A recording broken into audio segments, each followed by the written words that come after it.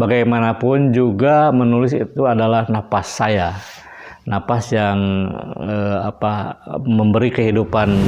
Kangen bahkan angin pun kusangka dirimu. Tasik itu adalah Mekahnya sastra di Jawa Barat. Artinya kota Tasik ini tidak pernah berhenti untuk bersastra.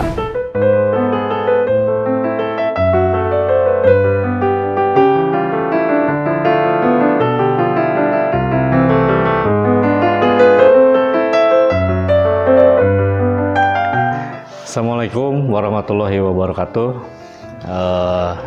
Perkenalkan, saya Matdon. Saya seorang penulis, saya seorang wartawan, dan juga saya penyair.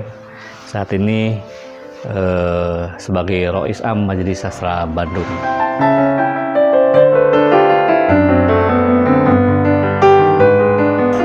Pengalaman yang paling saya ingat ketika berkecimpung di dunia sastra, sebetulnya semua peristiwa sastra yang ada di Indonesia yang pernah saya kunjungi, misalnya di berbagai kota, itu semua sangat berkesan.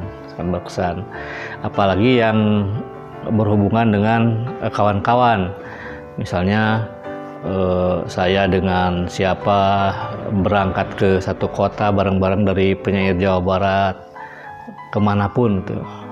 Selalu senang.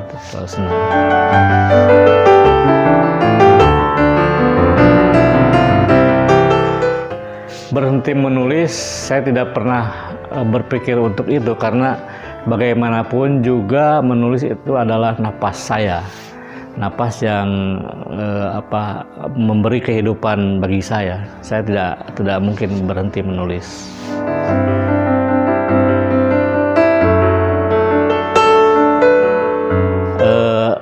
Saya melihat perkembangan sastra di era digital ini sangat memungkinkan untuk semua orang bisa berkarya dimanapun, itu tidak terpaku ke sastra koran atau sastra media print lainnya.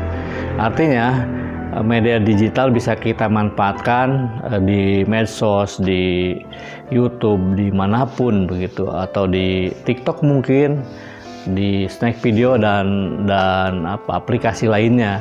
Artinya sastra semakin berkembang seharusnya untuk zaman kekinian dengan adanya digital.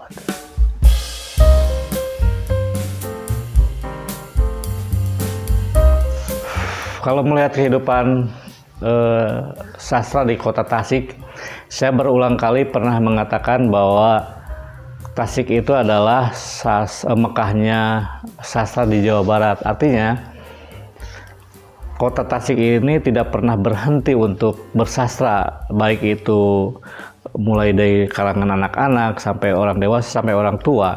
Karena selain kondisi yang memungkinkan adanya pesantren, misalnya pesantren itu kan awal mula sastra berkembang di Tasikmalaya, saya mengira itu dari pesantren, dan kemudian berkembang ke hal lainnya,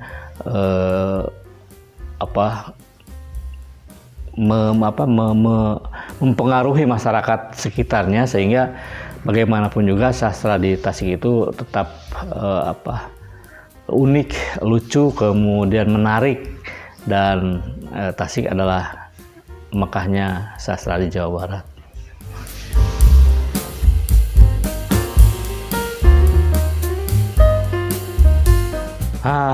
Saya tidak menyebutkan ini paling bagus, karena yang menilai itu orang lain.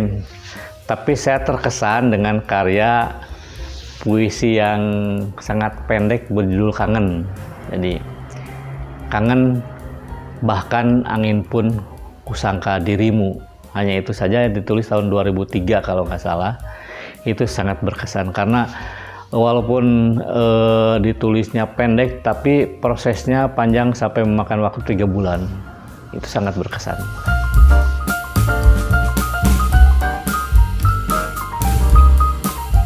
Selain sastra digital untuk mengembangkan sastra, penerbit-penerbit indie itu juga membantu para penulis untuk berkarya. Artinya kan tidak semua orang bisa membaca internet, tidak semua orang melek internet, tetapi masih ada orang yang memanfaatkan buku untuk membaca. Artinya si penerbit indie ini sangat membantu sekali para penulis yang mungkin ingin menyebarkan karyanya dengan dana yang minimal, gitu. Mereka bisa menyebarkan karya-karya itu sendiri, dibantu gitu.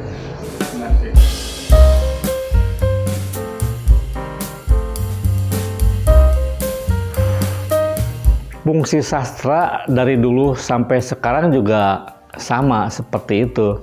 Tetapi bagi seseorang mungkin berbeda. Bagi setiap orang gitu. Kalau disebutkan bahwa sastra ini misalnya jadi obat, bisa. Sastra ini adalah pelembut hati dari kekerasan, bisa. Sastra itu adalah yang bisa membuat orang bisa berjuang dengan teks, berjuang dengan kata-kata, bisa apapun bisa melalui sastra. Jadi perkembangannya sama aja manfaatnya.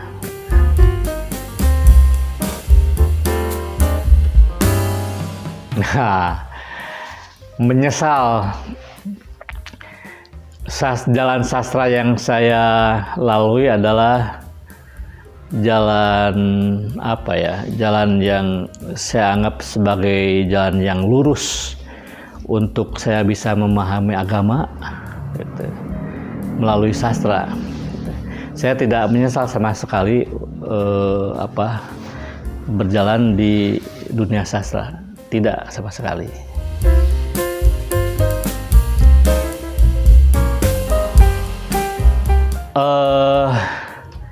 Kalau untuk puisi, saya ingin menyebut nama Acep Jamjamnur di Jawa Barat, ya. Kemudian untuk internasionalnya saya lebih memilih Bob Dylan. Itu karya yang bagus sekali.